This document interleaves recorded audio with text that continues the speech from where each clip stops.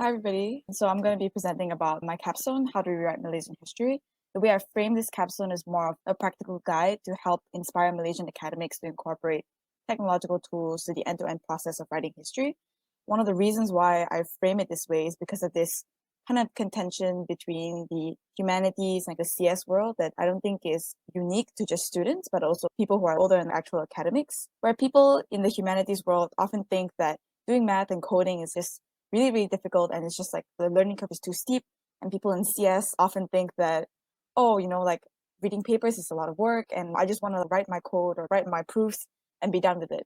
But actually, there's a lot to be gained from merging these two worlds that people may not necessarily see. And I see that especially when I tell people that, oh, I major in both CS and AH, and they're like, what's the relationship between those things? Those are super different, but actually, they're the same. We're looking at finding insightful patterns in data. And this data that we're looking at is just in slightly different forms, where people in humanities look at text and images and maps, whereas people in CS, well, actually, they look at exactly the same data, except we convert it to numbers so that they can process it in algorithms. So really, we're all looking at the same things. It's just that the framing is slightly different. Another connection that we can make is that our goals are the same. And these are the kind of goals that I've actually incorporated in my capstone, just to consider the biases that come into the original data sets that we do and in the methodology, which is why it's really important to create the documentation of our process clearly, completely, and concisely so that people can understand and make it so that our work is accessible to others and perform this entire process in a way that's systematic, both to reduce our biases and also to ensure consistency across the different works that we produce. And with that, a secondary aim of my capstone is to develop a kind of portfolio of skills to show future employers and other people what I've been able to do with the 2 years of working on my capstone, and also to synthesize my interests in these two fields in a way that feels coherent. And so my capstone can be broken down into three main parts. Because it's kind of long, I'm only going to be really digging deep onto the three case studies that I spent most of my time doing, and the others I will skim through. But if you'd like more details, please feel free to ask me during the Q&A. So with accessing sources, it's about understanding where we can find the data that we want. And I think most importantly out of this, we can use software that's already built in, like Google Scholar that most people are familiar with, and Connected Papers, which is a software that allows you to just find connections between relevant literature based on their metadata. And also, what are the institutional restrictions in finding archival materials? Especially in Malaysia, most of the archives is controlled centrally by the government, and the implications of that for being able to look for the sources that we want. And the section of my capstone, Analyzing and Gathering Data, tackles this issue of what happens when you can't find the data you want because A, governments kind of censor that data, or B, the organizations that want to collect this data privatize it or don't have enough funds to completely package the data for historians or other academics to use. And we can solve this problem by scraping the data ourselves from social media or from Google itself, with the example of media articles that I'll touch on later on, and also by patching seemingly, I wouldn't say useless, but not usable data with mathematical models. To better illustrate the use case and the limitations of the kind of technology that we have, I'm going to dive in specifically to one case study about understanding public opinion in Malaysia about vernacular education. And vernacular education here just means that schools which teach in a medium that's not Malay, the national language, we have also Chinese and Tamil. So in the first part of this, we need to scrape web articles. We need to go online and use tools that exist. And this is where APIs come in really handy. We have Google News, where we're able to really take huge amounts of data really easily, but it also highlights a big problem that most of this technology is created for the English speaking or like Western world, and none of this is really available in Malay. So to counter this problem, I've had to use less efficient tools like Selenium to hard code and pull the data myself. And this presents a new avenue that people can look into of creating tools that are more fit for their culture and context. And you can see the effects of this in the number of articles I've been able to scrape for both, and also the date range because of time and computational capacity.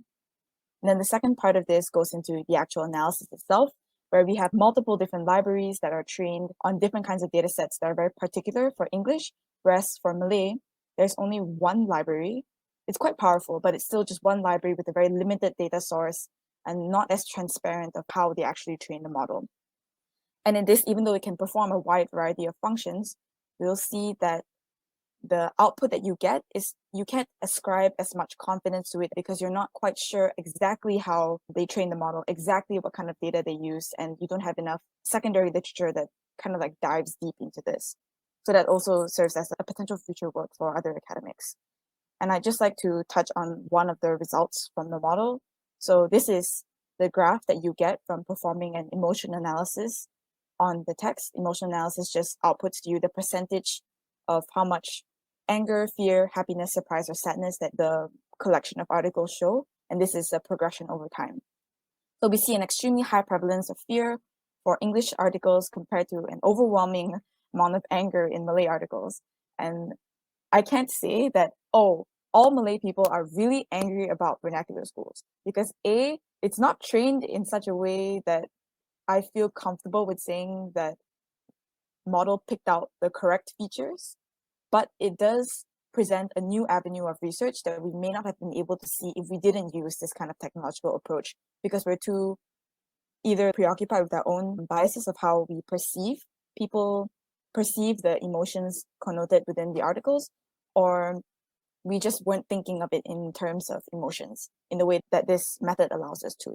So what we can say is that, oh, there's something really interesting about the difference in negative emotions between the two language groups that perhaps suggests that there is a power dynamic going on between them and something that we can look into more deeply with other methods.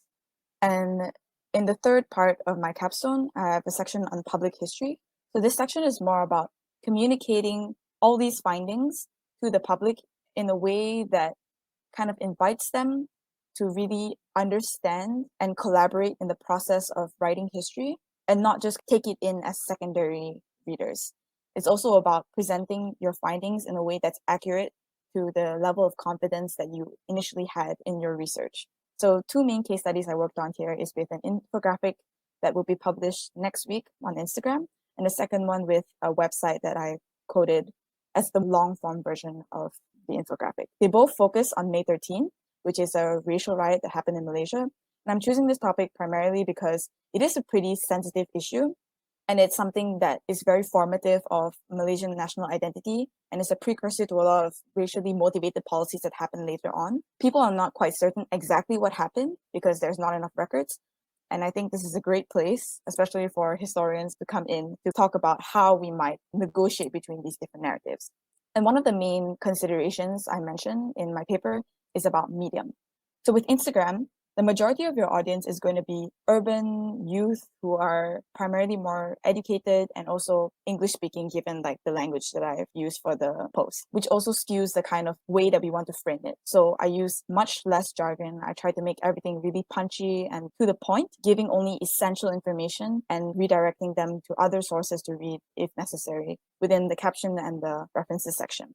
I think an amazing part of this process of working in a team to produce this, especially, is the iteration that it goes through.